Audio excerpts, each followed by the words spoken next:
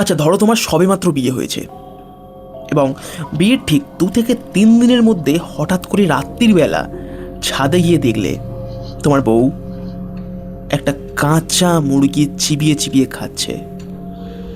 তোমার রিয়াকশন কি হবে? এমনই একটি ঘটনা ঘটেছিল মেদিনীপুরে। ভিকটিম আমাকে জানিয়েছিল যে ভাই, আমার বিয়ের ঠিক 2 থেকে 3 দিনের মধ্যেই আমি আমার বউয়ের মধ্যে প্রচণ্ড অদ্ভুত কিছু জিনিস লক্ষ্য করতে পারি। যেমন ও আমিষ খেতে অত্যন্ত পছন্দ করতো এবং আমিষের থেকেও মাংসের কাঁচা গন্ধ, কাঁচা মাছের গন্ধ, এগুলো অত্যন্ত সে পছন্দ করতো। এবং রাত হলেই প্রচণ্ড কৃপি জিনিসপত্র সে করতে শুরু করতো।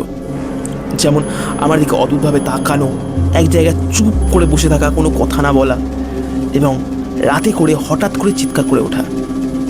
এবং সবথেকে ভয়ঙ্কর জিনিস ঘটে 5ম দিনের মাথায় রাত 1:30 আমার হঠাৎ করে ঘুম ভাঙে।